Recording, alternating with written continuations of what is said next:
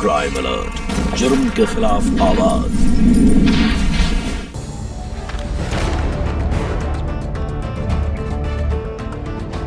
ये किसने फेंका?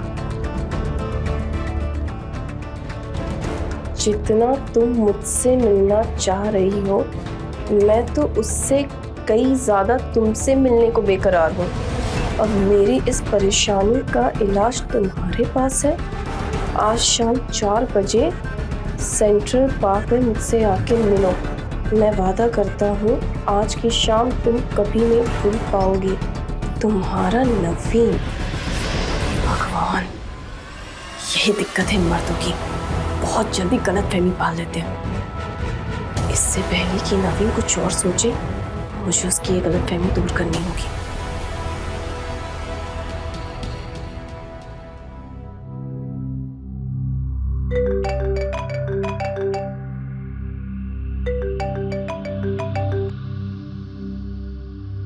हाँ सौरभ बोलो। वो दरअसल बात ऐसी है कि वो नवीन है ना, वो सबको बोल रहा है कि उसके और भाभी के बीच कुछ चल रहा है।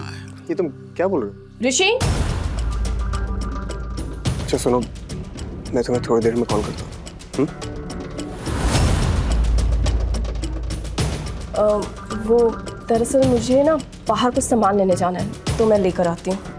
अच्छा, ऐसा कौन सा सामान लेने जा रहे हो तुम? मुझे बोल देती, मैं ले आता। क्यों, आज तुम्हें पढ़ाई नहीं करनी? मैं लेकर आ जाऊंगी, तुम पढ़ाई करो।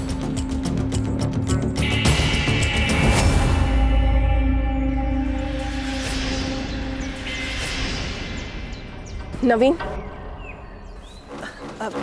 भाभी ये सब? हाँ, भाभी वो ये आई मीन क्या हो रही है सब? हाँ? भाई कुछ नहीं तू सबको मेरे बारे में क्या बता रहा है? हाँ? बोला। भाई भाई मैंने कुछ नहीं बोला, मैं अपनी मर्जी से नहीं आया, इसने मुझे बुलाया था। सी, ये तुम दोनों वाइफ हस्बैंड का आपस का मामला है, तुम लोग खुद संभालो, मैं जा रहा हूँ। वाह, अच्छा दोस्त चुना है तुमने, जो अपनी जिम्मेदारियों से भागता है। एक नंबर का फट्टू।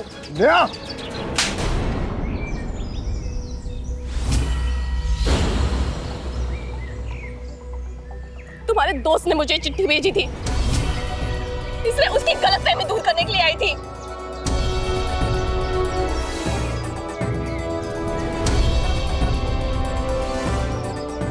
तुम्हारी इन हरकतों ने उसके दिमाग में फितूर डाला होगा, समझे तुम? हाँ, किया था मैंने प्लॉट उसके साथ, क्योंकि मैं तुम्हें जलाना चाहती थी। हमेशा से एक ऐसे पति का ख्वाब देखा था जो सिर्फ मुझसे प्यार करे, लेकिन तुम तो एकदम बेकार निकले। बात को समझने की कोशिश करो। अरे मैं ये जो भी कर रहा हूँ तुम लोगों के लिए तो कर रहा हूँ ना, ताकि तुम सबको एक बेहतर जिंदगी दे सकूं। और तुम सच में एक नंबर के मतलबी इंसान हो। तुम्हें सिर्फ अपनी फिक्र है, अपने सपनों की, अपने अरमानों की। मेरे सपनों का क्या? हाँ, मेरे अरमानों का क्या? नेहा, तुम्हारे इस फालतू बकवास के लिए मेरे पास टाइम नहीं, समझी तुम? मैंने अपनी जिंदगी के 5 साल दे दिए अपने सपने को पूरा करने के लिए। अब अगर इसको पूरा करने के लिए मुझे इस रिश्ते की कुर्बानी देनी पड़ी ना, मैं पीछे नहीं हटूंगा, समझे? समझी ना?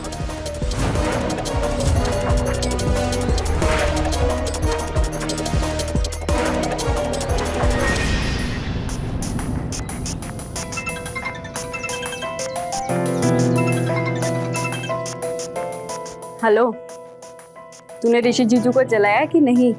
मैंने उन्हें नहीं, बल्कि उन्होंने मुझे जलाकर राख कर दिया। क्या मतलब? अच्छा सुन, मुझे पता चल गया है कि मुझे ऋषि से क्या चाहिए। क्या? बदला। सच्चे रिश्तों की बुनियाद में निष्कपट और निस्वार्थ प्यार होना बेहद जरूरी है, लेकिन अफसोस ऋषि और नेहा के रिश्ते में सच्चा प्यार तो गायब ही हो गया। प्यार की जगह एक्सपेक्टेशन यानी कि उम्मीद ने ले ली थी।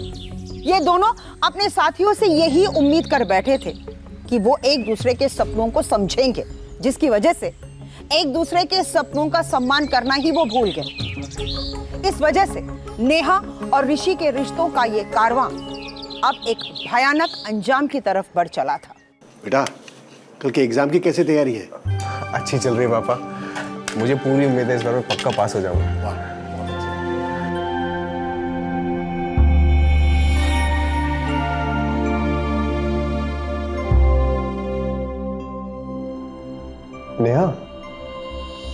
खाना नहीं खाओगी? नहीं, तुम सब खा लो, मैं बाद में खाती हूँ।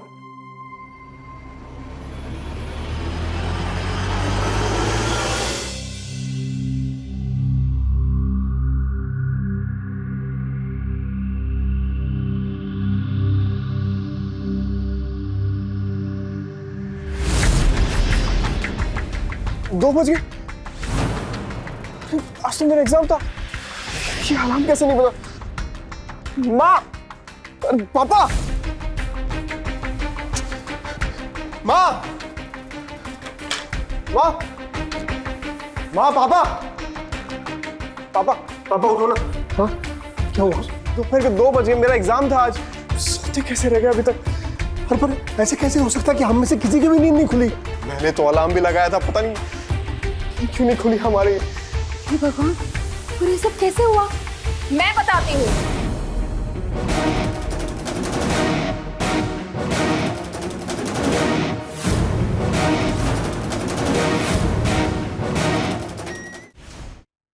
आप सब इसलिए सोते रह गए क्योंकि कल रात मैंने तुम सबके खाने में नींद की गोलियां मिला दी थी।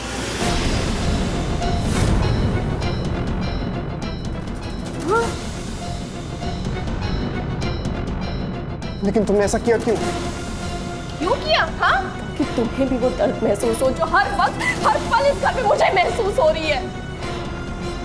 जब से इस घर में आई हूँ तब से एक बेचैनी, एक तड़प हर वक्त मेरे अंदर है, और इस सबकी जिम्मेदार तुम हो।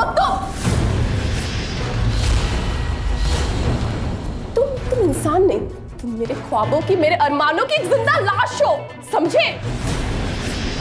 बड़े आए कलेक्टर बनने वाले। हाँ, अरे पहले जाकर शक्ल देखो अपने आईने में, समझे?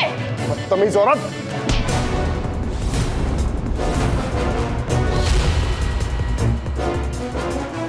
तुम्हारी हिम्मत कैसे हुई मुझ पर हाथ उठाने की? हाँ, ओह, तुम्हें इतनी हिम्मत जो ऋषि पर हाथ उठाए? हिम्मत अभी आप सबने देखी कहाँ है मेरी? हाँ, अभी आप सबको पता चल रहा है ना कितनी हिम्मत है मुझ में। देखते रहना।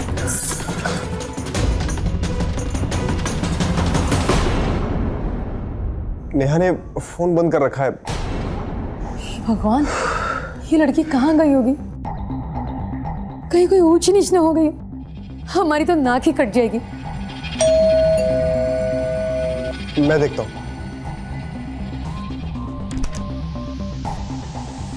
मैडम जी, यही मेरे पति है, और अंदर आइए आप, आइए अंदर।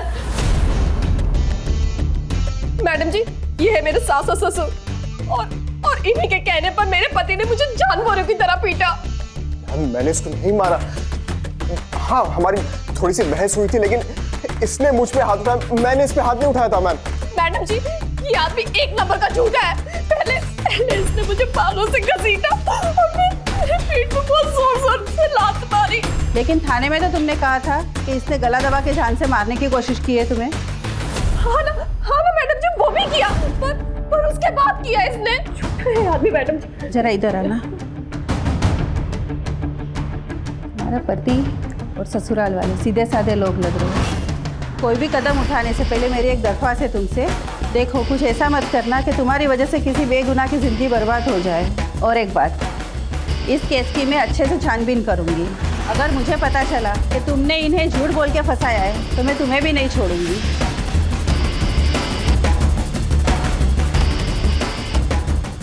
ठीक है मैडम जी, तो मैंने एक फैसला किया है जिससे हम सबकी जिंदगी आसान हो जाएगी।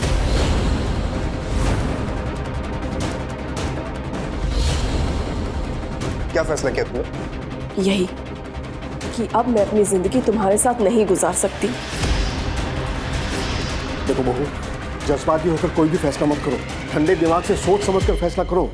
मैंने बहुत सोच लिया और समझ भी लिया, और एक बात मैं अच्छे से समझ गई हूँ कि इस घर की 4 दीवारी में, इस रिश्ते में मेरा दम घुटता है।